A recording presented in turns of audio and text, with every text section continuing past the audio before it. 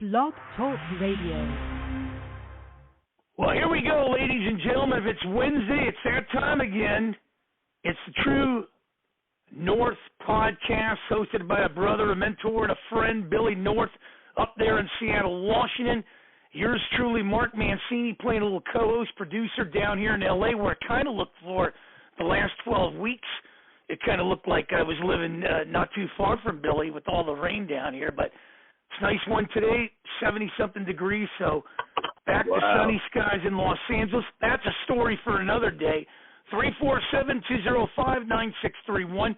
If you happen to miss it, you want to catch an archive version, blogtalkradio.com/Mancini Sports, podcast platforms, wherever you subscribe to podcasts, powered now by Mancini Media. So without further ado, as I lay that red carpet down, put the podium in its place, hand off the mic, the threes, Billy. How are you? How can people get a hold of you? And, boy, you're bringing another legend through this great show of yours. Well, I'm pretty good, Mark. I can't really complain. You can reach me at Bill Norte 15 BILLNORTE15 Hit me up over there. And I got a guest with me today that was my teammate and one of the nicest guys I ever met, and tough guy though. You know, he wasn't no pushover, but he could hit. And he sneak up on him, man. You know, that's right. You let him know ahead of time. I know. This is my friend and former teammate Darrell Evans, and just really one of the nice guys in the game. Hey, D. Hey, appreciate it, buddy. Appreciate it, buddy. Hey, man, I'm doing great. You know, it's always looking forward to another day. And, man, the one thing I wish, man, I'd love to get another at bat. You know, just one more at bat. You know. Yeah. But that's okay. Hey, we had plenty of them to look back on. And usually remember most of the good ones. So, you know, lots of exciting stuff, man. My life's great. Like we talked about before, you know, we look forward to every day, and it's always going to be something good coming up. So looking forward to that, buddy. And I appreciate you having me on, man. It was great. We caught up the other day a little bit and hadn't done that for quite a long time, but it always brings back great memories, doesn't it? Oh, yeah. I mean, you know. Conversation. I know that when we talked the other day, there was a number of things that interested me, but tell me about from home runs 710 to 715, where you were when he was hitting those. Well, I was on base, so you know that was my. Yeah, well, you know, we talk about Hank Aaron, of course, and all that kind of stuff, but it was, he was made. If anybody was made to break the record, it was Hank. Hank had the perfect personality, and of course, obviously the talent and everything else. But he was on a mission all the time.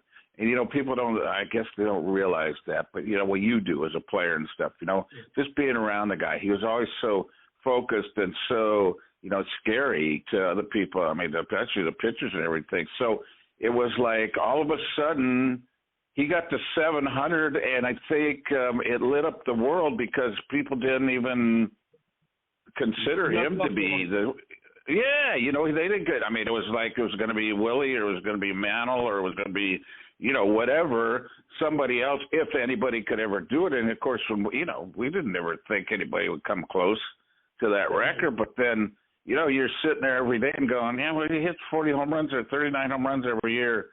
You know, just matter of fact. You don't even, you know, I mean, you just put it down there and you know what's going to happen. And then, man, it was so fun to all of a sudden be part of that. And, you know, I mean, good friend and teammate, and he was such an inspiration for all of us. And so it was like this excitement to be able to enjoy it with him.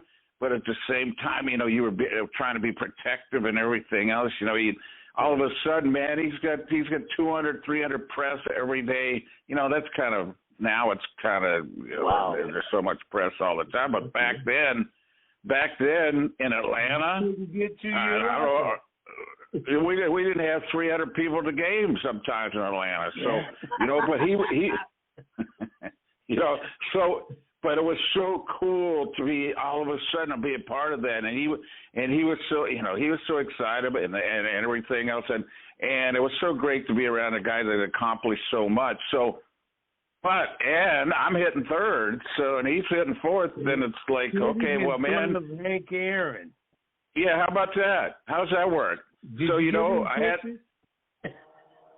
Well, you know what? I probably more than my share. I'm sure I did, but you know, after a while, it was like one of the things.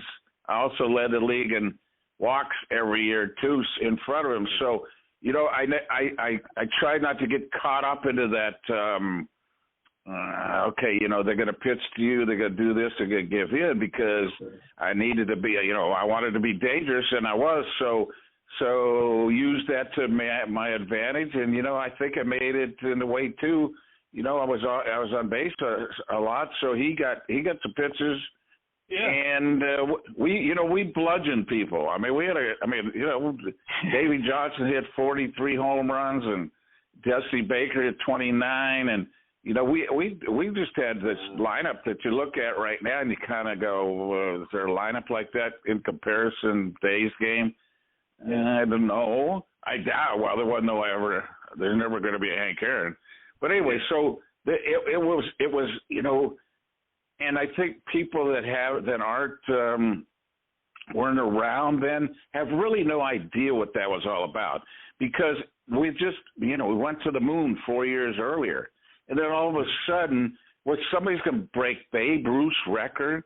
So people that aren't, you know, as old as us or were around us or knew about that or anything, they didn't realize that was like, one of the greatest things to happen in the world. The whole world was involved in it, because it was something, a sports record that no one was ever going to break. And then it was like, man, realities, this might happen.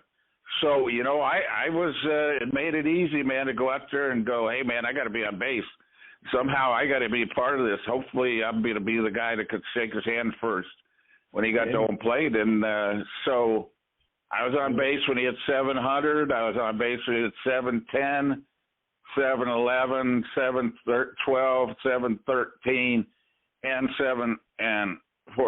14 and 15. So I don't know. It was just one of those things where maybe, I guess, you get more focused or whatever. And, you know, it just happened that way. And wow, you remember, you know, going around the bases, you know, I was on first base, and when he hit, it was 2 outs, and there was, you know, Hank didn't always hit the line drives, but long fly balls, you know, and all that kind of stuff. So it wasn't a no doubter, but with 2 strikes and 2 outs, I was running hard anyway. And as soon as I saw it go out, when I got about second base, my whole focus was, let's see, man, I'm going to be the first one to shake his hand. So I'm going to get to home plate as fast as I could. And I got to make sure I touched third base. You know, that would have been, I'd be really famous, man, if I'd have missed third base.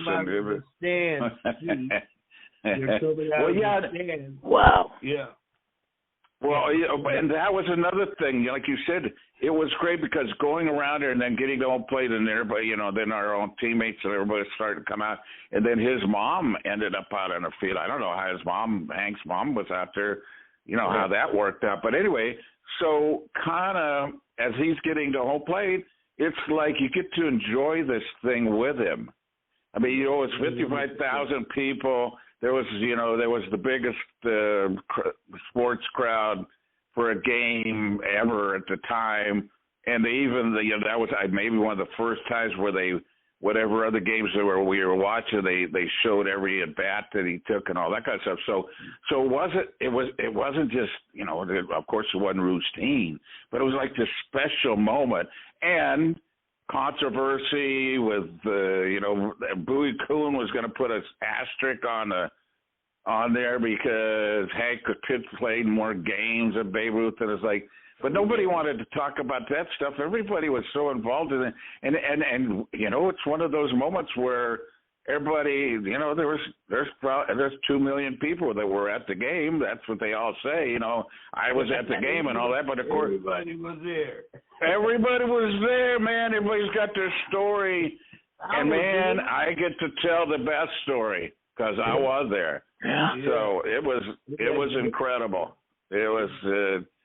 One of those moments in your life that you can't compare to anything else and the great thing about it, it wasn't about just me or the Braves or Hank.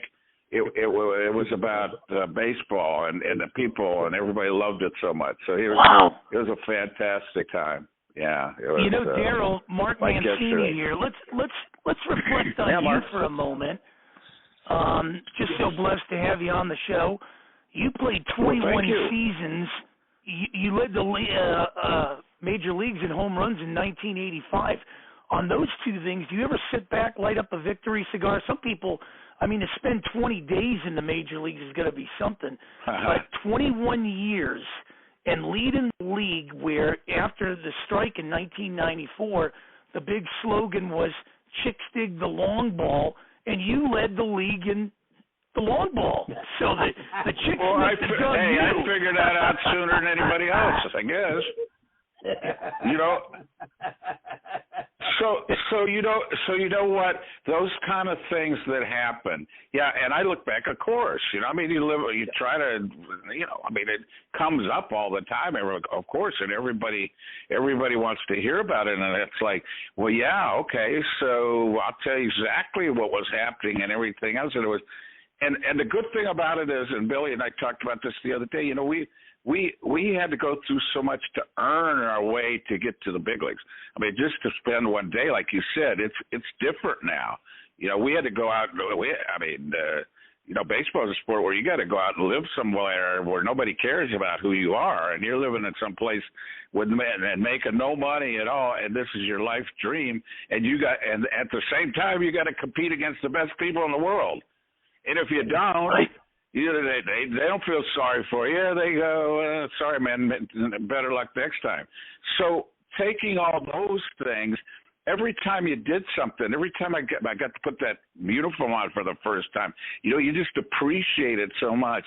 And when you get to be around the guys that are there, especially the veteran guys, they give you a bad time, and rookies and all that, but they're testing you because they want you to be good. They know that you're an important part of the team. That's what 25 guys.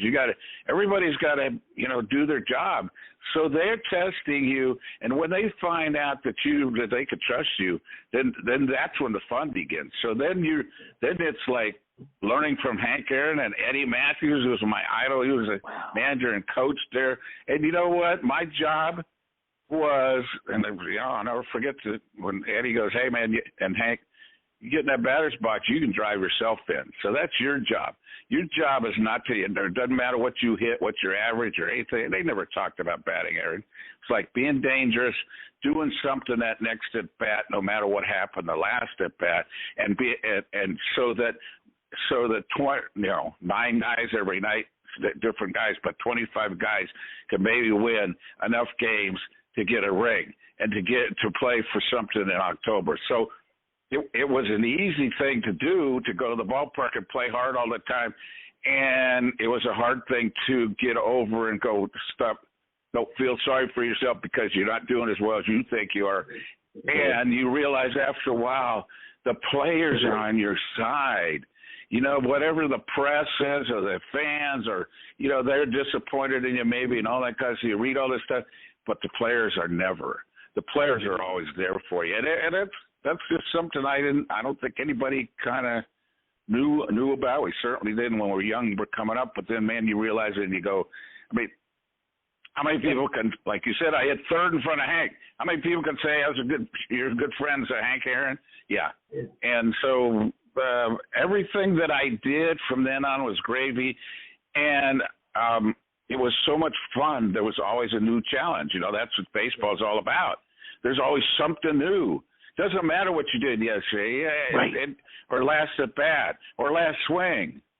You know, it was like, but you know, one of the things that we talked about maybe the other night is in that dugout, you realize after a while those guys are so good that there's a lot of stalking and a lot of hunting going on in that dugout that people have no idea. You know, when you get somebody like Hank Aaron out, he's not happy. He can't wait to get up there and do something about it. Well, so you're around those guys. You're expected to be that way, and it's like exactly. Let me throw one quick one. I'll give it back to Billy. Any stories about my idol, Willie Stargell? Boy, Pops was another one, and you played against him too. Well, you know what's what was one of the greatest guys ever, and you could say that about there's a few guys. Yeah. But we all know which ones they are. And Pops was one of those guys. Even though I didn't play with him, played against him, ultimate respect, scary guy, because, I played third most of the time. But then when you play first over there, and you got to hold – if you hold somebody on, he's coming up there. He's 90 feet away from you, and you hope he hits it over your head because he's going to hit some stuff down there, and you're supposed to catch it. In fact, those guys hit it so hard that you can't even get out of the way. So you better catch it. So so one day we're in Pittsburgh one day, and it's on that old turf. That turf had no padding or nothing. It was brutal, and it kind of rained. So when the turf gets wet, the ball skips. So it kind of picks up speed. So I was hitting in front of Willie McCovey with the Giants at the time too. So, and I walked and I get down to first base and I'm going down there and Stargell's playing first and it's like first inning and the guy gets down there and he goes, "Hey D, how you doing?" He said hi to everybody. He was always one of those guys. "Hey D, how you doing today?" "I got good, Pops. Or how you doing, man?" "I'm doing good." He goes, "Listen, I'm trying to figure this out. When Willie come up here, I'm trying to figure out whether I can hide behind you and holding you on." And he goes, "And what I just said, what I want to know is, do you want to take my glove so you can protect me?" I mean, I swear to God, true story. And you're just like, the umpires are laughing, and everybody's laughing, and you're going like, "Oh man, yeah." People don't realize it can be a scary game in some ways and all that kind of stuff. But everybody rooted for those kind of guys, and we all know which ones. There's usually one or two on each team, but there's some guys that are extra special to everybody, and certainly Pops was one of those guys. And Darrell, the fear that pitchers exhibit when you got a McCovey or a Stargell at that plate is amazing. They get to trying to nip at everywhere and all that. But feared hitters, those guys were feared hitters. I got a question, though. You come up in the minor league system over there with the Braves. I remember Earl Williams, Dusty Baker, Gar, and I'm Jim Brazil was another guy who got hurt. Yeah. He was first baseman. He was the best of those of us in the minor leagues. He had done as good as all of us too, and he got hurt, and he never got to. Guy, and I can't remember. And he must have been with Brazil because he was expected to make it, and he didn't. He came up. He was with Earl, and I mean, you guys were in Richmond and all of that. Right. I can't remember who it was. Well, maybe I'll be able to remember myself, but and that's another thing we don't get to. Like you said, we came up with guys that too, same way. You could look back and go, can't believe this guy didn't make it. I mean, he was, there's a bunch of those guys. How come this guy didn't make it for whatever reason? They got hurt or whatever, or they weren't in the right spot, or they were sitting behind Hank Aaron and didn't get to play for 5 years. All those kind of things happen, or they got their chance and it didn't work out, and people gave up on them.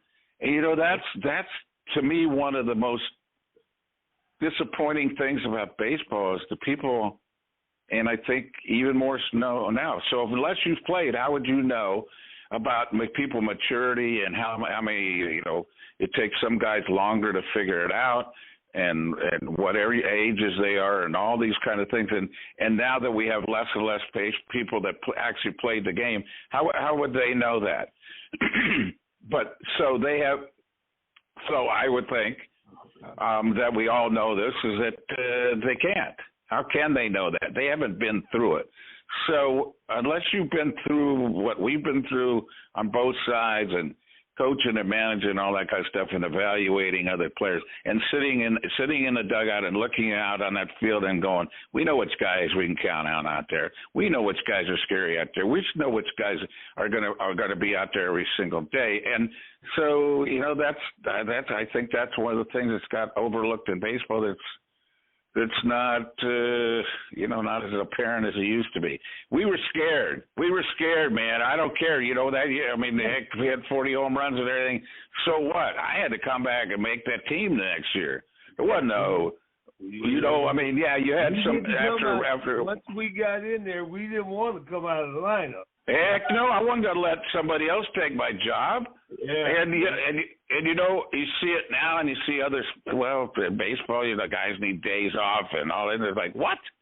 Days off, man? When we were growing up, did we ever take a day off? Hell no, we played double headers and triple headers all the time. And now when you get paid, you get to play in these beautiful ballparks in front of all these people and everything, and you go on a day off.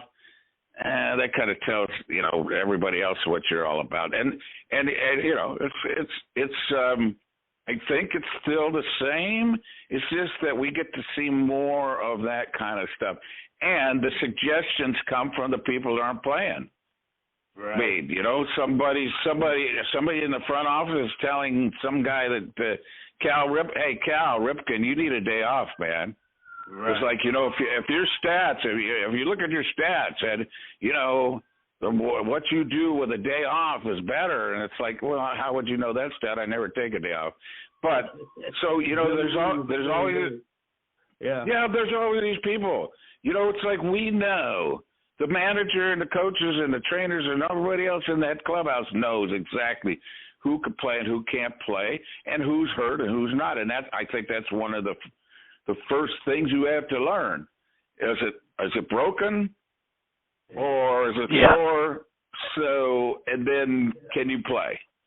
Can you play better? Can you still play good enough to contribute to that team? And that everybody has to decide that for themselves. But man, once people see how you are, it never leaves you on the positive and the negative side.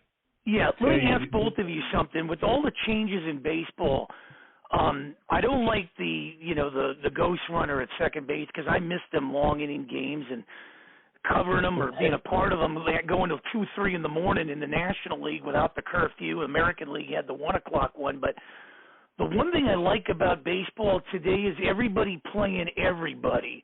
I kind of like that. It gives it a little more thing. I would even change it up more to the point where get back like you had in 81, where you have a first half winner, a second half winner, just to keep the fan bases involved. Is there anything that you like or dislike, Darrell? And then we'll go over to Billy. No, I don't like anything that changed. No, I'm just kidding. Of course, some of the things. One thing I do like is that you can't put more than 2 guys on this one side of the field. The shift, and I came up and they shifted me all the time. They started shifting McCovey and Stargell and only left-handed hitters, because you can't play the shortstop way out in left field. So it was, and it got absurd and all that kind of stuff. But I think it becomes, we'll see, is the average is going to go up? I don't know. Yeah. You still got to find a hole if you hit it at somebody. The hardest part about hitting is you got to hit it, and 8 of the best athletes in the world trying to catch the damn thing. So I learned a long time ago and Hank and Eddie Matthews told me, said, well, hey, the only thing you can do is hit it over their heads. So, I try to do that all the time.